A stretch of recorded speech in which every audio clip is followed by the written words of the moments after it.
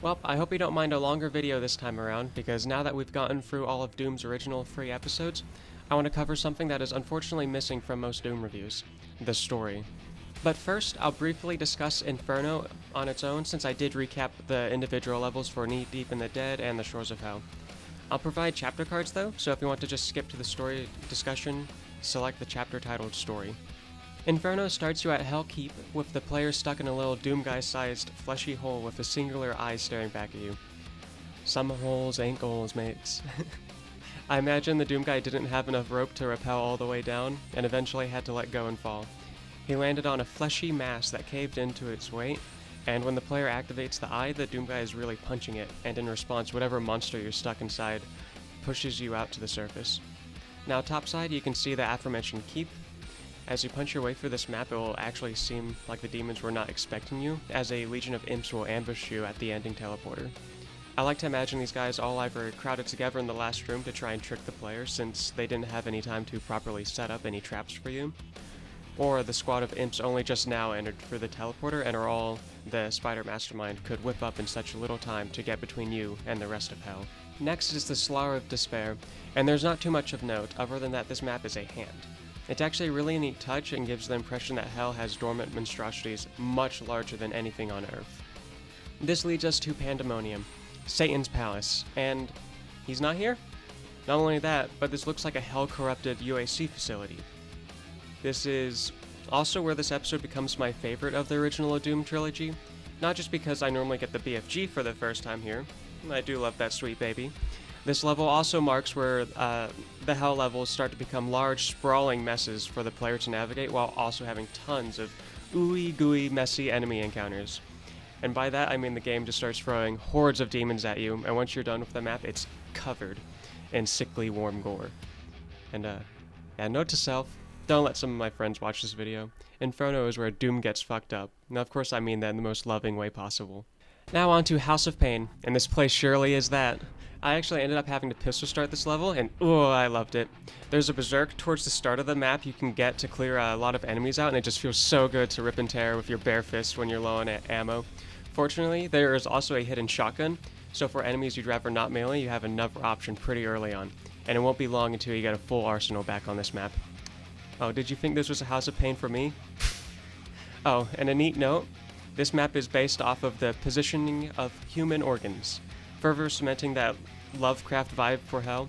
This place also continues to use tech themes, and I think it's very important thematically that even in the depths of Hell we're seeing man-made structures and human body proportions. I mean, which came first, humanity or Hell? Unholy Cathedral. Not as uncommon as you'd think where I come from. This level was really fun, I got to give a Baron, which felt really good. So there's that guy. He is not a nice guy.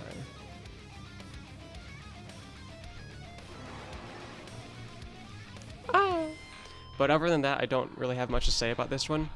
Nor do I have much to say about Mount Erebus, nor Limbo, and it's not that these maps are bad. I really love them. I just feel the same about them as I do Pandemonium and House of Pain. Lots of demons, and lots of exploration. However, this is so disappointing. Get it? And I guess that Dis might be referring to the Spider Mastermind as the ruler of Hell. But that's obviously shit, and of course you can see that once the Spider Mastermind is defeated and Doom Guy returns to Earth, Hell is already there, so someone else must be leading the forces of Hell. With all that out of the way, what does any of this mean? Genuinely, let's think about what message Doom is telling us with its story. Well, theoretically, Doom isn't about story. The story is just there to give set dressing for the gameplay. No. Doom was obviously designed with gameplay and graphical flair as the first and foremost priorities, but the story still contributes extensively to the player's experience. One of the most memorable aspects of Doom is the story. The story is what made Doom so controversial when it first released, and it's the message of the story that works as a cohesive thread between all Doom entries, regardless of inconsistencies with the canon. In fact, I would argue that the story of Doom and what message it carries has been very consistent across all entries in the series. Only the canon has been inconsistent, and that's something I plan on delving deeper as I continue this review series. Anyway, to start untangling this jar of worms, let's go over the concept for Doom that, surprisingly, still influences the series to this day, despite being thrown out by the man John Carmack himself. Tom Hall's Doom Bible, and discuss what his intent may have been and what messaging carries over into Doom, regardless of if John Romero or John Carmack knew what that messaging was. Because it's entirely plausible they didn't care for it, but at the end of the day, even if they just used it out of convenience or because it sounded cool, it's still there. Doom is a story. Going in order from the Doom Bible, the first thing of note is the roster of playable characters. And is this? No way. Is this diversity, equity, and inclusion in my 90s boomer shooter? What? 2 out of 5 characters are women, and then out of the 3 men, only 1 is white. Doom went woke, guys. No. Wait. Jokes aside, the only character used in the final game is Buddy Dakota, the guy who dies at conclusion of this episode, who has some alternate names in his character bio. These include Roland Trigg, Warren Apisa, Taradina Cassette, Melanie Butch Buscelli, and Janella Sabando. This makes half his names feminine. And this is the Doom guy, by the way, or at least the concept for him that was adapted for the full release. And this is very interesting because no other character in the Doom Bible has alternate names. That's a thing exclusive to this character. And you could say, maybe Tom Hall just wasn't sure exactly which name they preferred yet. But his character description uses masculine pronouns, which means the Doom guy must be transmasc, since half his names are feminine, and this is a male character. To be fair, I don't genuinely believe that was Tom's intent. It's possible that these are supposed to be alternate names that the entire cast could use, and it's just a formatting error. But I like to headcanon that the Doom guy is transmasc, and also that he takes double doses of his testosterone, if not more, actually. Overall, the concept for Dakota was probably used in the final game because John Romero and Carmack knew their audience would mostly be white men, and they wanted their largest demographic of purchasers to see the Doom guys themselves. I mean, that's also why his name was never mentioned in the game. But Doom is not afraid of having powerful women, as we'll see in later titles, and the current Doom director, Hugo Martin, has even stated that he's thought about making a female Slayer, stating, "I think if we did it, I'd want it to be lethal. I think it's interesting how it would impact the glory kills, the kind of weapons she would have, the fighting style, certainly all aggression, absolutely, but a different type of aggression. I would really strive to allow it to impact the gameplay in a way that was meaningful. I've definitely put a lot of thought into that. When it comes to designing the action, you think about, like, if the Slayer is a Ferrari, then what would a female Slayer be? What would a medieval Slayer be? How would that affect things? What sort of analogies could you draw from that? Allow that to influence the experience. So I don't know. It definitely would be cool." So even to this day, having a woman Doomslayer is thought about over at id Software, and they're actually doing that whole medieval Slayer thing now, so who knows what the future may hold. We may one day get an official woman lead in a Doom game. And no, the Doom guy has not always been a guy. We literally just went over how 2 out of 5 of the conceptualized players are women, so don't hit me with that. Now, I'm actually going to skip over a lot of the Doom Bible because there's a fuck ton that's not worth mentioning. Next thing of note, though, in the Bible is a thing called fire dust. It's only referred to in the first episode, but in the Doom Bible, that's what was being researched by scientists that had some connection to hell. And the portal to hell was uncovered because of the mining for fire dust. This is worth note because in the actual game, it's teleportation research that opens the gateway to hell. And that's a decision that is, first off, just easier to convey without dialogue, but it actually creates a critique of capitalism that is lacking in the Doom Bible. The story went from an incidental invasion caused by a corporation to the researchers involved knowing that the teleportation technology was powered by hell and going full in on it anyway. This means that the argument that John Romero and John Carmack did not intentionally include anti-capitalist sentiments in Doom is entirely false, which doesn't surprise me. We are talking about the guy who only came back to Doom after 28 years to make a map called One Humanity that cost €5, and all proceeds went to humanitarian aid for Ukraine. That's kind of political, guys, and he's super based for it too. And this is kind of off topic, but his wife has actually written a book about sex in video games and described her board games as transmitting the full range of the human experience from one human to another, and states that games are capable of a higher form of communication because they make the player an active participant of the experience rather than a passive observer. Fucking hell yeah. Do we still think that John Rowe did not intend on Doom's story having meaning? You got to be insane to think he didn't.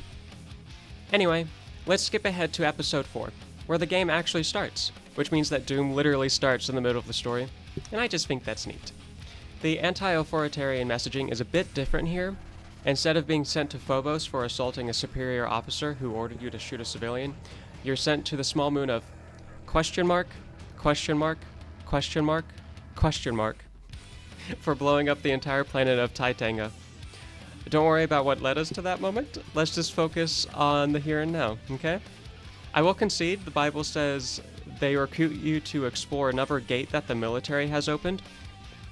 And I would understand if someone interpreted that to mean that the military opened a gate to hell. But I'm going to assume that Tom Hall meant that the military was mining more fire dust, even though that's what led to the prior invasion. But I hear you now. Well, Johnny Boy Probs intended that, and that's why in Doom, the researchers knowingly create sigils to open and teleporters. And I gotta say, mate, that's dumb. It would still have been an intentional decision to use that interpretation instead of what caused the prior invasion. Plus, satanic imagery being tied to teleportation is just not mentioned in the Doom Bible. That's a design choice made separate from it. Unfortunately, I don't really think the Doom Bible has equivalent episodes for The Shores of Hell or Inferno from the release game, but it is worth mentioning that the Bible makes reference to ancient demons, which were almost awakened by a nuclear onslaught on Hell, only because the idea of ancient demons is revisited in later games. So, let's talk about the endings of the second and third episodes of Doom. I think it is really good imagery that once you beat the Shores of Hell, the Marine exits the demo space and finds that it was in Hell all along. And not only that, but after beating Inferno and returning to Earth, it is revealed that Hell is already there. This can be interpreted in a variety of ways. Of course, literally speaking, Hell is invading Earth. Whatever. What I care about is the symbolism of there already being Hell on Earth. I view that as a critique that we don't need all this sci-fi mumbo-jumbo to create Hell, that we're already doing that. People everywhere judge each other's for benign things such as who they love or how they identify, and for some reason feel they're justified in punishing them for it by classifying them as mentally ill, which can cause complications with insurance or restrict them from medical care that would actually help them in favor of care that has been documented as only being harmful and ineffective. I'm talking about trans discrimination, by the way. The care that is only harmful is conversion therapy. What has been shown to actually improve the mental health of trans people is accepting their identity. I don't think it matters whether their identity is delusional or not then. There's no acceptable argument for hurting people who have no effect on you simply because you have a different belief of what is real. Then we also have climate change, which is causing never-before-seen damage to coastal cities and having very, very scary effects on agriculture that could really fuck up the food supply for even developed nations. And yet companies in first world countries spend so much money, the amounts are inconceivable to the average person, such as you or me, in order to distract people from the damage large companies inflict on our planet by making people instead worried about false demons such as trans people participating in sports, spooky, or immigrants stealing your job, even though they haven't yet. And you're actually friends with an immigrant, you know, they're just one of the good ones. Instead of focusing on the problems that our planet already has, we're unwittingly fighting demons that aren't real. That is Doom. Thank you for watching this video. If you enjoyed it, please make sure to leave a like. This is the video my other Doom reviews thus far have been building towards, and I'm so excited to provide greater critique for the rest of the franchise. If you want to stay updated when those come out or receive notifications for when I stream, make sure to subscribe and hit the bell icon. If you want to help fund these videos, you can do so on my Patreon at patreon.com/ARTheorilidy. All patrons get immediate access to my videos instead of having to wait on my weekly upload cycle, and will be given thanks at the end of each video. I currently have 1. Thank you, Joshua. Your support is greatly appreciated. Bye-bye.